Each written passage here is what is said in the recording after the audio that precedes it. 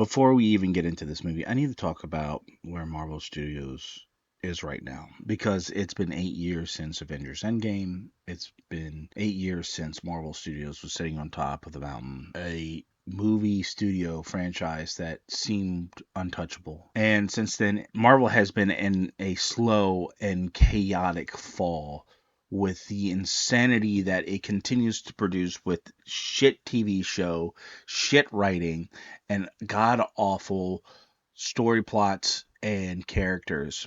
There are multiverse sagas nobody can keep straight, stakes that don't feel like stakes, a revolving door of this is the next big bad guy, and it never lands. And I think the decline is exactly why a movie like this can get away with what it gets away with general audiences.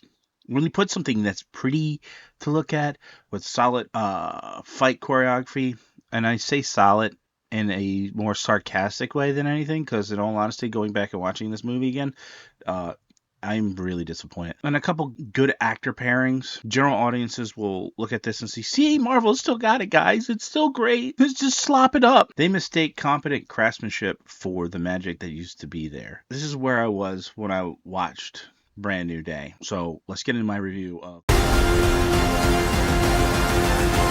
opening scene of Spider-Man is now depressed and lonely in a montage as he struggles to deal without having any connections as he scrolls through Instagram watching Ned and MJ go to MIT over the next 4 years. We also get the observation that Peter Parker doesn't want to have any kind of other contact with anybody else, including other women that seem to find him attractive. He just runs away like some incel living in his apartment. Peter goes from his slum rundown apartment into an attic, which the owner is like, nobody ever wants to be here, so you can just have this. And he makes it into this super expensive loft apartment where in essence he is now has a advanced AI system, an advanced 3D printer churning out Spider-Man tech like it's Stark Industries. And I have to ask, how? Why? Where's the receipts? How is this man doing this? Look, we watched No Way Home. It ended with this man owning nothing. He had no money. He had no tech. He had no backer. He was hand sewing his own suit like a Depression era orphan. And now, through a montage of 4 years later, he somehow has a gene lab tier equipment just sitting in his apartment like he won the world's most specific lottery. Mind you, this man is sitting in a massive loft apartment in New York City. Watch this clip to see how much random apartments cost in New York City and tell me how this man is affording this. This is officially the smallest apartment in all of New York City, measuring just 55 square feet, or just about 5.1 meters squared. The apartment is located on St. Mark's Place in the Lower East Side and has been the go-to spot for those looking to move to the Big Apple and make their dreams come true on a budget, of course. The apartment comes with a microwave, sink, vanity, and a mini fridge. Here's your walk-in closet with some shelving, complete with your very own sleeping loft. And if you're wondering, the shared bathroom is just right down the hall. And this place is on the market for $1,400 per month. Do you think it's worth it? Comment down below. There's no job. There's no montage of him working odd jobs in order to make ends meet.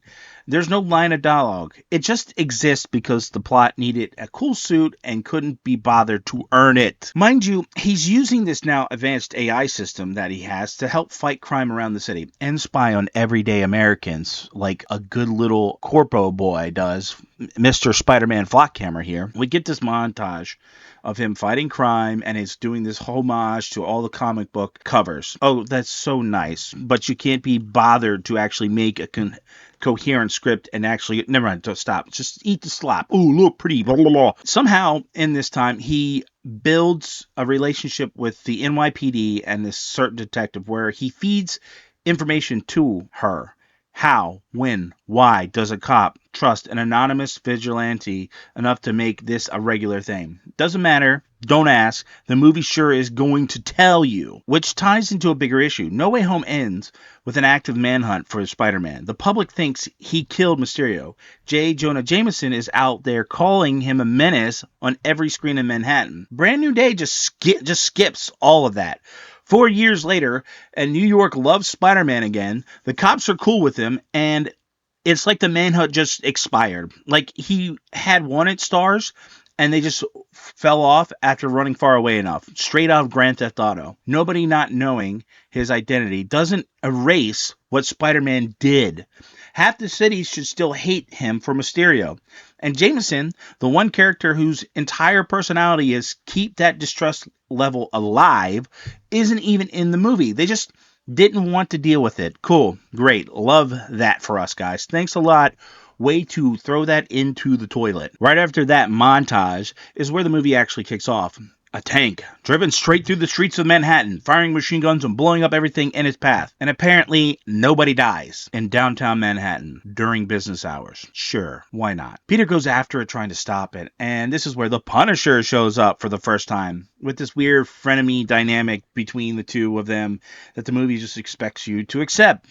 He then takes the Punisher out of this pursuit, which, buddy, how did you not kill him in this scene? You kicked him out of a moving vehicle going 40 through his vehicle and onto the ground.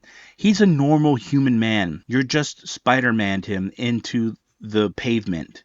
But sure, whatever. Plot armor for everybody today. There's a point I'll bring up later about how the Punisher is just roaming free around the city without being constantly hunted by police. Because apparently the NYPD only has the bandwidth to chase one vigilante at a time, and Frank Castle simply isn't it this week. Eventually, the tank drives into the Department of Damage Control holding facility, which the banter between the New York City detective and Peter Parker as he's chasing him is like, don't let it get there.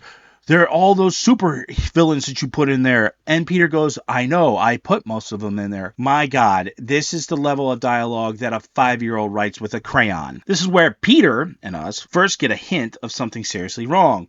The tank crashes into the Department of Damage Control's holding facility, and as he approaches the tank, he opens the armored door, expecting a supervillain, and instead we find a grandma driving a armored vehicle that's meant for the military through Manhattan. I need someone to explain to me the DMV process for that. When did she get the expertise to drive this thing?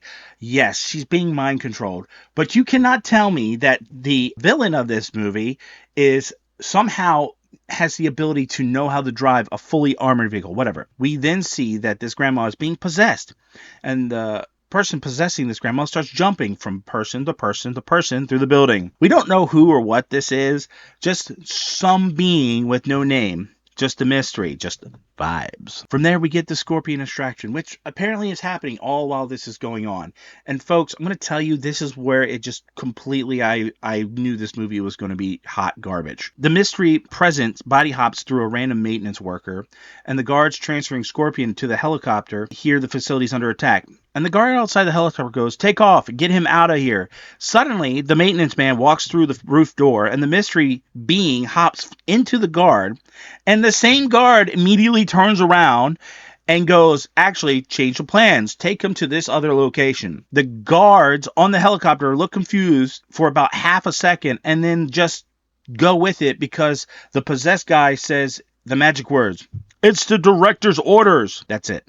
That's a whole security check. Nobody radios in. Nobody double checks. Five armed professionals escorting a supervillain, and not one of them has a walkie-talkie, apparently, or the basic instinct of, hey, wait a second. We later find out he was walked straight out of the front door of the other building he was taken to. How? Doesn't matter.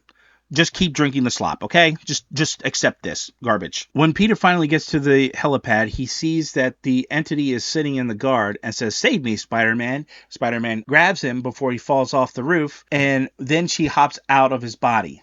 He doesn't remember a thing. And in this moment, we see that she has planted a bomb in the armored vehicle that has crashed, and it goes off. Somehow nobody dies? Really? Okay, we're going to talk about this here and later. So after this moment, Peter then goes to his super secret sources to try to find out this information on this new being. Cue a cameo of the new Black Widow. Everybody sitting in a hot bath sharing intel while telling Peter this is small potatoes, not Avengers potatoes. I'm sorry, what? We watched Wanda level a chunk of a city in Age of Ultron when she possessed the Hulk's mind. And you're telling me an entity that can hop bodies across Manhattan and is fishing for information and access to restricted areas, which you, in your own words, say, I don't know, maybe launch codes, doesn't clear the Avengers bar? What is the bar at this point? A full-on alien invasion? Nuclear annihilation apparently is B-tier problem now. Cool. cool. That's fine. It's fine. Whatever. But hey, pretty shots, funny jokes, laugh, move on. Look at Peter Parker's belly button. After this, our hero goes off to meet with the director of damage control. Question: the Department of Damage Control was actively trying to arrest this man at the beginning of No Way Home. And all of a sudden, the Department of Damage Control is just cool with Peter Parker now. Never mind. Whatever. And this is exactly where my problem with Peter's judgment kicks in to overdrive, because from here, he starts consulting directly with the Department of Damage Control about the mystery threat. And it doesn't even register, not for 1 second, to question the agency itself. On the tour, he runs straight into the hand ninjas, actual hand ninjas that he fought in the beginning montage of this movie, a murder cult, and gets told, oh, they're changed. They're good guys now. They just needed direction. And Peter just goes with it. Oh, okay, cool. Makes sense. Thanks for the tour. What are you talking about, Peter? What are you fucking dumb? I really question your intelligence. You cannot tell me that you can build top-tier AI systems, a top-tier 3D printer, and do all this shit, but your trust level is that of a golden retriever. Are you kidding? Think about this. What Peter has actually witnessed in his life. Think about what this guy has actually lived through. S.H.I.E.L.D. collapsing because Hydra has been running it from the inside the whole time, okay? The entire Civil War fallout about government and oversight of powered people turning into a fistfight between his own friends.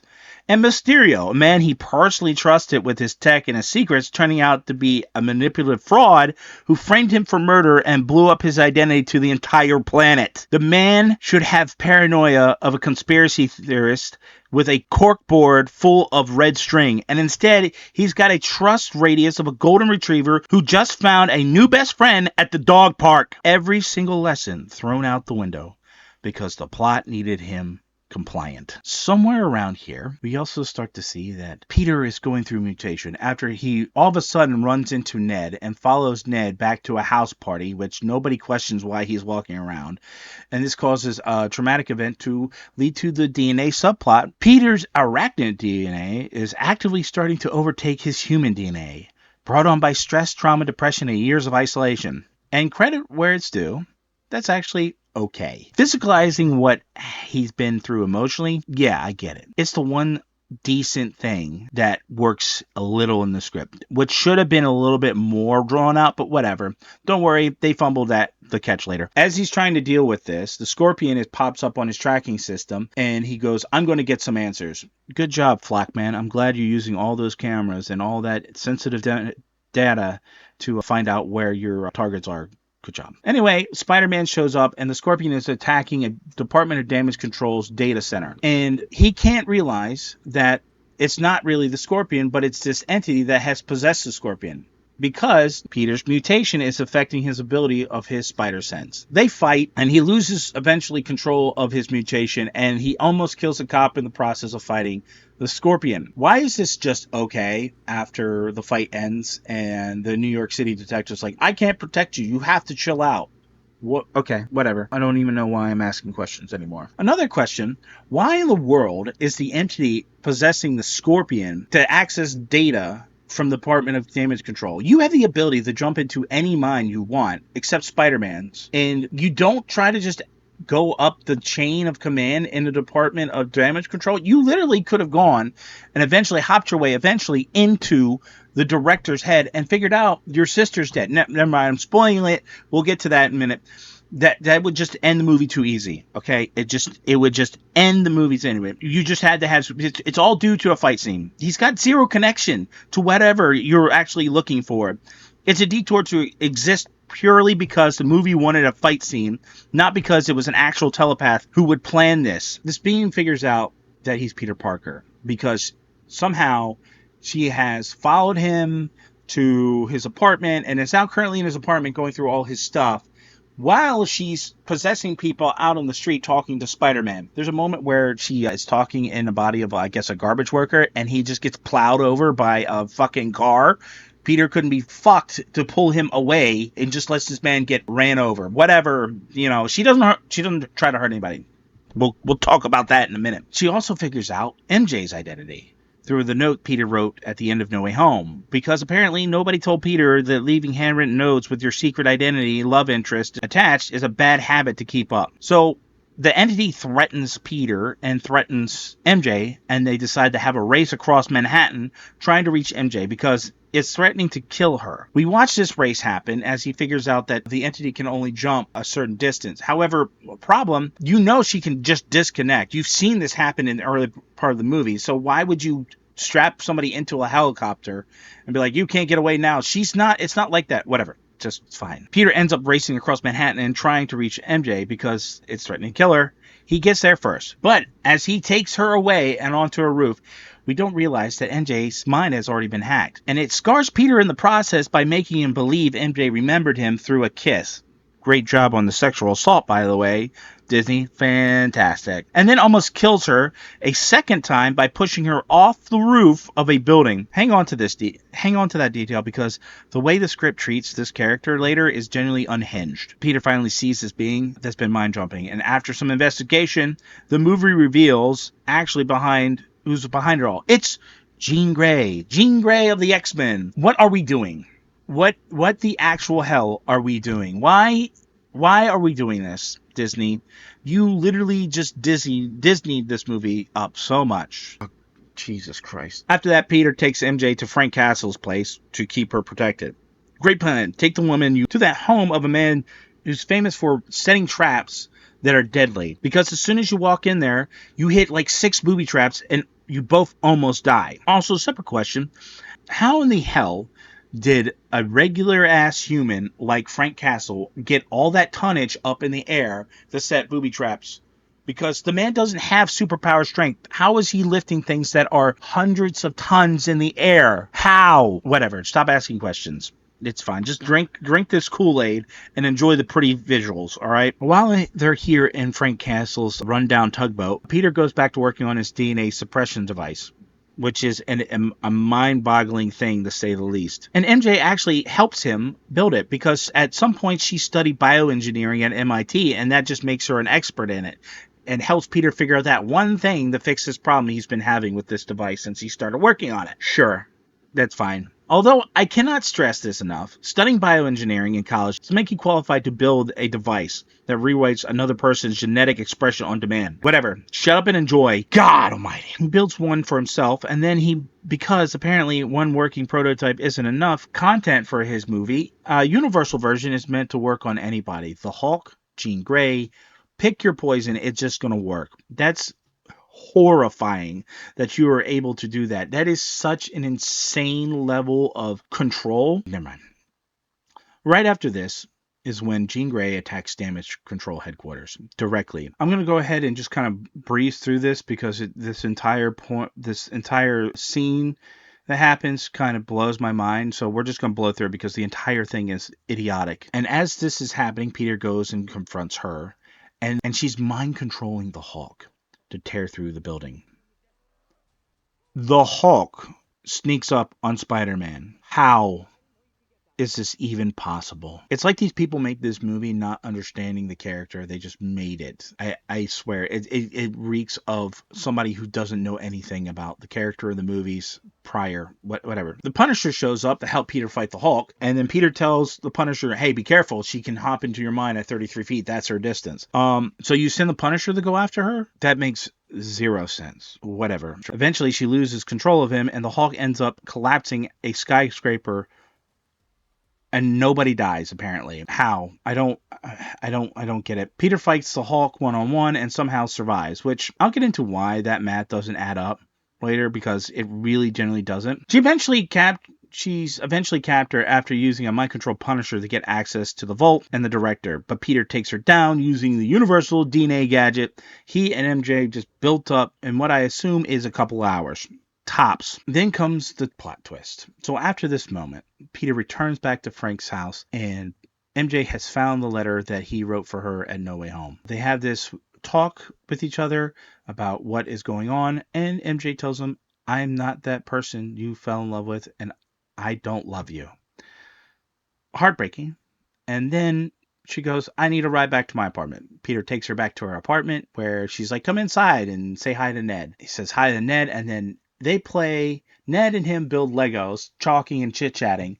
And what ends up happening is Peter's like, hey, by the way, we kissed on the roof. I just want you to know that. And MJ goes, I don't remember that. Mind you, remember when I said sexual assault? She literally took control of somebody's body and kissed Peter. The whole thing of consent here, Disney, I don't, but everybody's okay with it because movie is sweet moments, blah, blah, blah, blah, blah. And then Peter goes, oh, I just realized something, because it goes back to where he asked the director, hey, before was passed out, she said a name Sarah. Do you know who Sarah was? And the director was like, oh, I have a memory of Sarah, who was a colleague who died. Nobody remembers when their mind is taking control. So Peter goes, oh my God.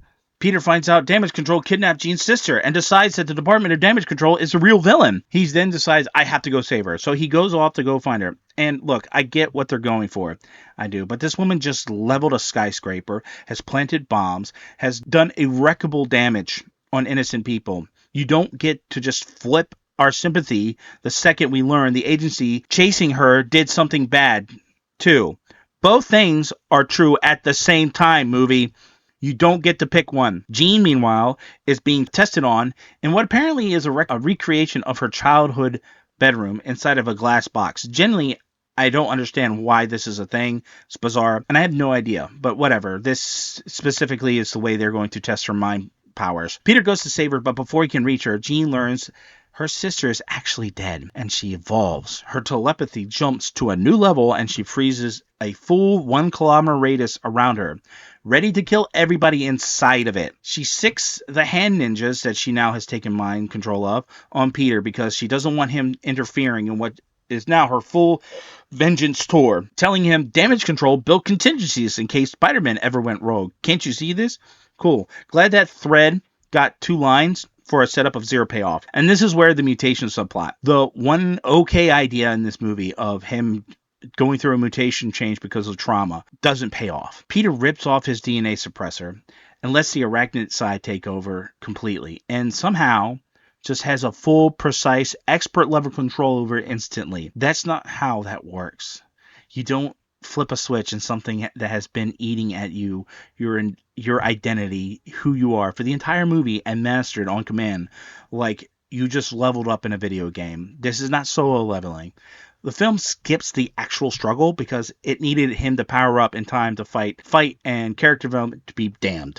And in all honesty, the power boost up here, he breaks a sword with his forearm. I'm going to get into this. He fights his way through the hand and makes it into the lab area where she's holding the director hostage and threatening to kill him and everybody in her frickin' frozen zone. Peter turns to her after all of that. The tank, the bomb, the mind hijacking of MJ, a collapsed skyscraper, the guy getting hit by a fucking cab, and tells her, you're not a killer. Buddy, everything she has done for this entire runtime of this film says otherwise. She has blatantly put people at risk. There is no chance she has not killed somebody in this movie. The amount of destruction she has caused is unforgivable. She is a sociopath. She is insane. She has probably killed hundreds of people, but the movie has decided, no, she's not a killer. She hasn't killed anybody. That is utter horseshit. The movie wants us to believe she wouldn't hurt anybody while showing over and over that she's absolutely would and has. Jean threatens to take Peter's mind. Peter tells her, go for it, which a bold strategy given everything we just watched her do, but sure.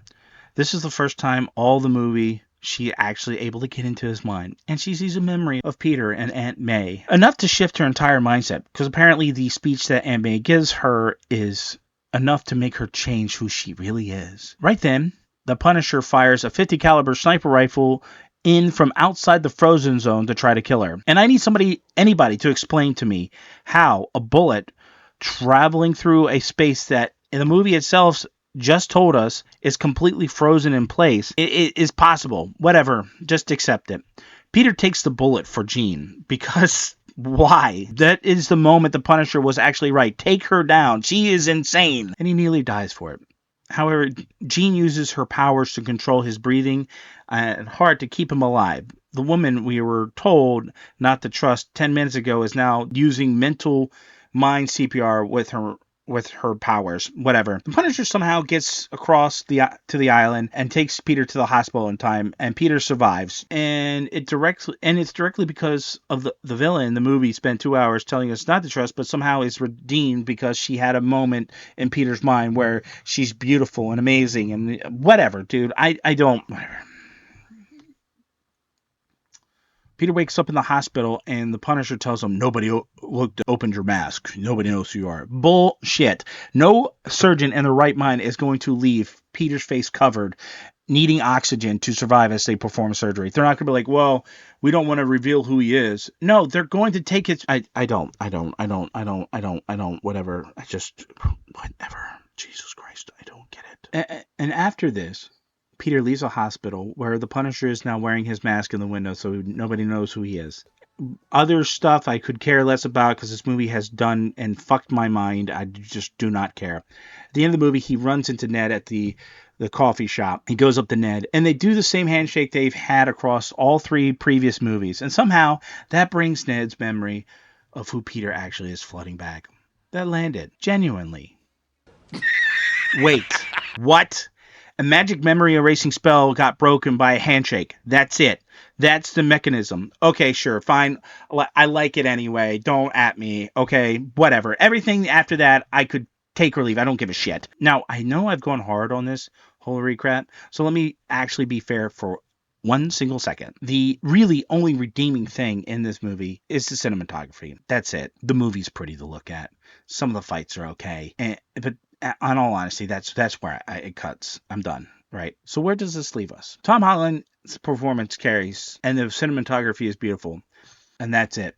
This movie is sitting on a script that is mind-numbingly stupid. A character, Spider-Man, who has literally not grown at all from the previous movies. This is a reset. He should be learning how to grow as an individual superhero, but somehow he loses nothing. He gets to have cool tech again. He gets to reconnect to his friends because whatever. He turns into a blubbering idiot.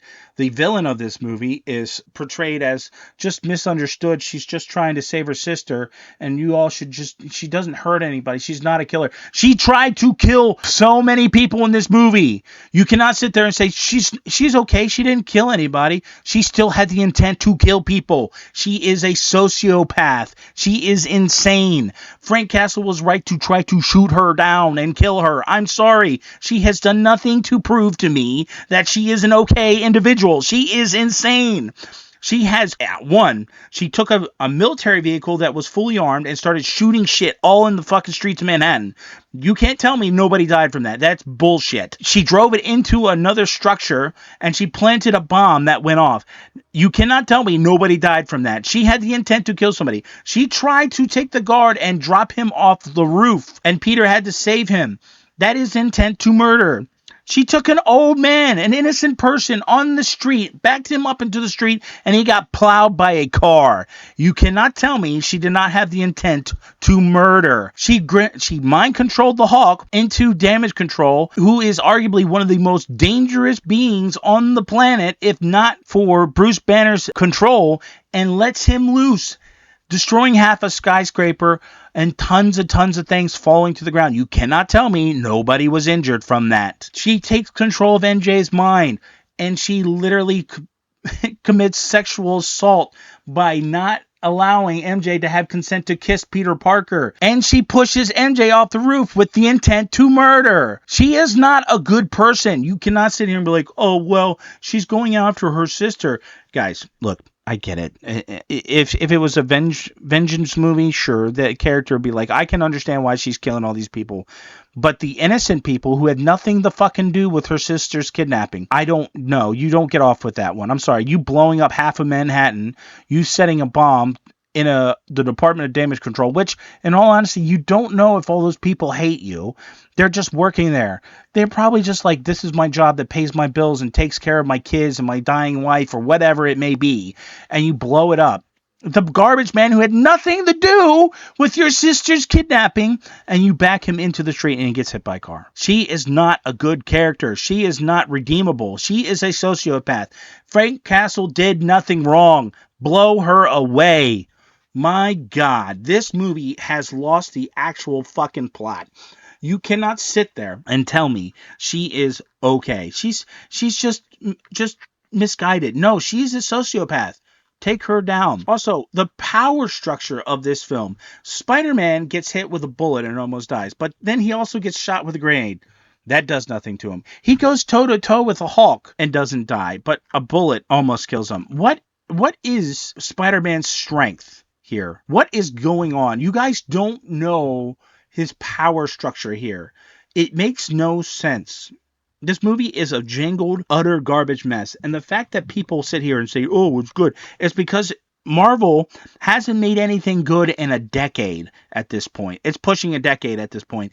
And because this movie is pretty and they have a little like, oh, look at this, cool nostalgia, blah, blah, blah. People are like, oh, well, it's pretty good. No, it's garbage. And people, recency mindset is eventually going to go and they're going to look at this movie and be like, oh my God, what happened? I remember with the Sam Raimi trilogy when Spider-Man 3 came out and people were like, oh, Spider-Man 3 is great. But as time went on, everybody realized, like, oh my God, this movie is trash. And this is the same thing that's going to happen with this movie. If you sit here and you like the movie, that's fine. You have every right to like this movie. But this movie is objectively a terrible movie. This movie gets a 2-star out of 10 review. Pretty movie. The rest of it is garbage. Honestly, throw it in the trash. Never tell me again that this is Marvel is coming back. They're not. That you might as well just set the entire superhero genre on fire. And I know, oh, well, Spider-Man made $1 billion. Well, great. It made $1 billion. You gave Disney $1 billion for a shit movie. Fantastic. It's like asking somebody to build your house. You pay $1 million for it, and then you get there, and the house is basically falling apart and collapsing. And they're like, well, I mean, the house is now worth like $1.8 million because you're on the land. Guys, you built a house on a piece of property that's worth that much. This is garbage. This is absolutely fucking garbage. This movie is terrible. I cannot believe that this was put out. Set it on fire. 2 out of 10. Don't watch this movie.